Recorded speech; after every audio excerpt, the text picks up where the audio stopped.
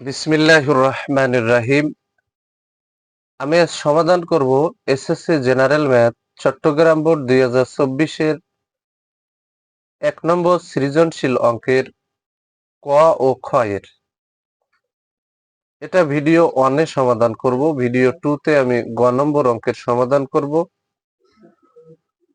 1 নম্বর সৃজনশীল অঙ্কের ক ও খ সমাধান করতে উদ্দীপক থেকে যে তথ্যটুকু প্রয়োজন সেটা হলো a সমান x such that x মৌলিক সংখ্যা এবং x less than 4, m equal to x belongs to z such that -3 less than x less than 3, n equal to x belongs to n such that x অনূর্ধ্ব 3 আর y6 minus 42 root 6 y cube plus 1 সমান 0। এটা হচ্ছে গ নম্বর অঙ্কের সমাধান করতে লাগবে।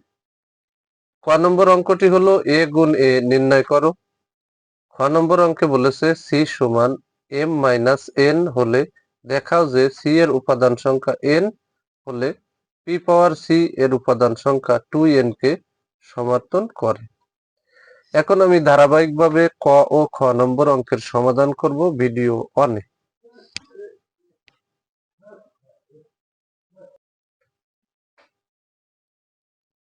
ক নম্বর অঙ্কের সমাধান করতে হলে শুধুমাত্র a এর মানের প্রয়োজন। তাহলে ক নম্বর অঙ্কের সমাধান দেওয়া আছে a equal to x such that x মৌলিক সংখ্যা এবং x less than 4। আগে এই শর্তটা বুঝতে হবে। এখানে x এর মান 4 থেকে ছোট, তার মানে কি এখানে আমি সংখ্যা পাচ্ছি 1 2 3। এর ভিতরে আবার আরেকটা কন্ডিশন দিয়েছে, এখানে মৌলিক সংখ্যা। তাহলে 1 2 3 এর ভিতরে মৌলিক সংখ্যা হলো 2 3। আমি এখানে লিখে দিছি 4 অপেক্ষা ছোট মৌলিক সংখ্যাগুলো হবে a সেট। অতএব a ইকুয়াল টু 2 3, কারণ 1 থেকে 3 পর্যন্ত সংখ্যাগুলোর ভিতরে মৌলিক সংখ্যা হলো 2 আর 3। তাহলে a সেটের মান আমরা পেয়ে গেলাম 2 3। এটা হচ্ছে এর মান। এখন অঙ্কে বলেছে a গুণ a নির্ণয় করো। তাহলে আমরা এখানে প্রদত্ত রাশি দিয়ে ইকুয়াল টু a গুণ a দিলাম। তাহলে এর মান হচ্ছে 2 3 গুণ এর মান হচ্ছে 2 3। আমরা মানটা বসাই নিলাম।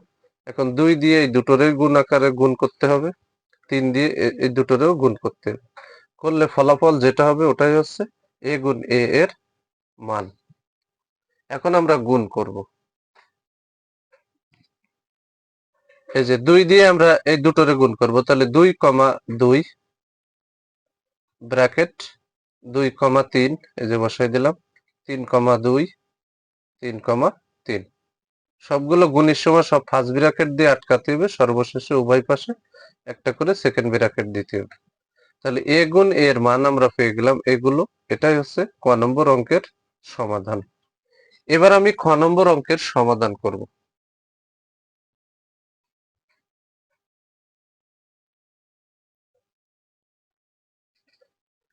খ নম্বর অঙ্কের সমাধান করতে হলে m n ও c এর মানের প্রয়োজন। এখানে দেওয়া আছে m ইকুয়াল টু, এই যে দেওয়া আছে m equal to x belongs to z such that, এই অংশটা দেওয়া আছে। এখানে x এর মান -3 থেকে বড়, এখানে আছে x এর মান 3 থেকে ছোট। এখানে -3 থেকে বড়, এখানে -3 থেকে ছোট। এই মানগুলো হবে m এর মান। তাহলে অতএব m ইকুয়াল টু -3 থেকে বড় -2 -1, তারপরে 0, আর -3 থেকে ছোট 1 2। তাহলে m এর মান পেয়ে গেলাম আমরা -2 -1 0 1 2। ও n সমান উদ্দীপকে দেওয়া আছে x belongs to n such that x অনূর্ধ্ব 3। তার মানে কি এখানে x এর মান 3 থেকে ছোট বা 3 এর সমান নিলেও হবে।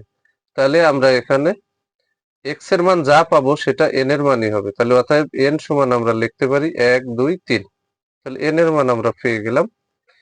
এবার আমরা m এর মান থেকে যদি আমরা n এর মান মাইনাস করে দিই, তাহলে আমরা সির মান পেয়ে যাব। তাহলে এবং C equal to M minus N. তাহলে এম এর মান এই যে অংশগুলো বসালাম, মাইনাস এন এর মান এই বসাই দিলাম। এবার এই অংশ থেকে এই অংশটা মাইনাস করতে হবে। তাহলে এখানে আমি দেখছি 1 বাদ হয়ে যাচ্ছে, 2 বাদ যাচ্ছে, আর 3 অটোমেটিক ওই পাশতেই বাদ। এই পাশের কোনো অংশ বিয়োগের সময় উত্তরে আনা যাবে না। তাহলে এটা থেকে 1 2 3 বাদ দেওয়ার পরে আমার বাম পাশে অবশিষ্ট থাকছে -2 -1 আর এই 0। তাহলে সির মান আমরা পেয়ে গেলাম -2 -1 0। এবার অঙ্কে বলেছে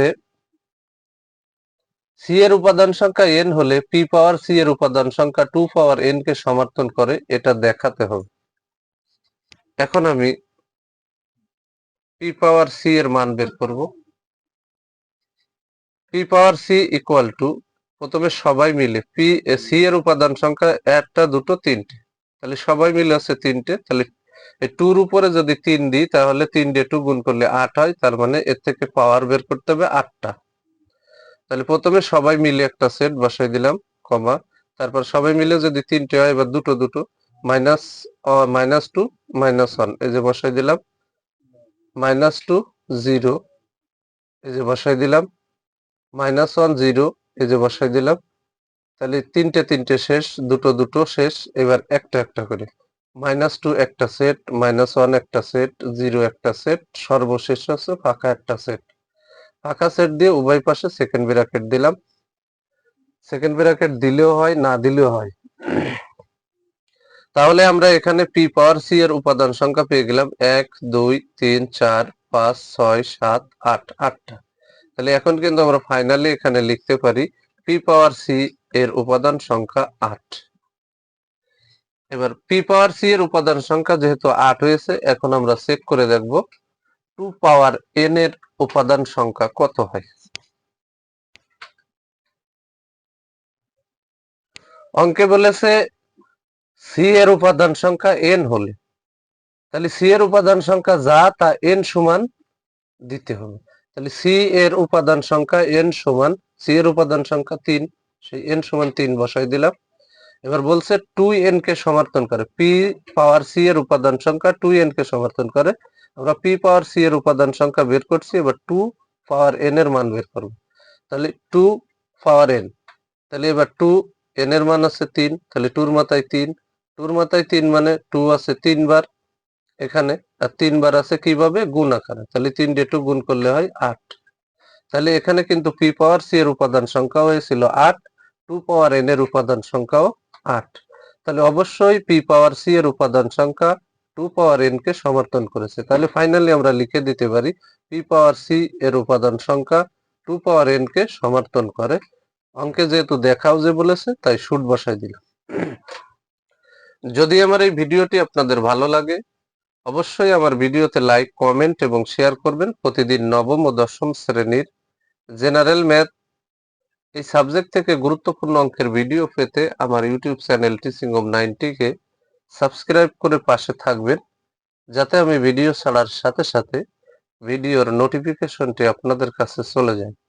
আমার এই সেম ভিডিওটি যারা ফেসবুক থেকে দেখবেন, তারা অবশ্যই আমার ফেসবুক প্রোফাইলে ফলো দিয়ে রাখবেন, যাতে আমি ভিডিও ছাড়ার সাথে সাথে ভিডিওর নোটিফিকেশনটি আপনাদের কাছে চলে যায়। সবাইকে জানাই আমার অন্তরের অন্তরস্থল থেকে সালাম। আসসালামু আলাইকুম ওয়া রাহমাতুল্লাহি ওয়া বারাকাতুহু।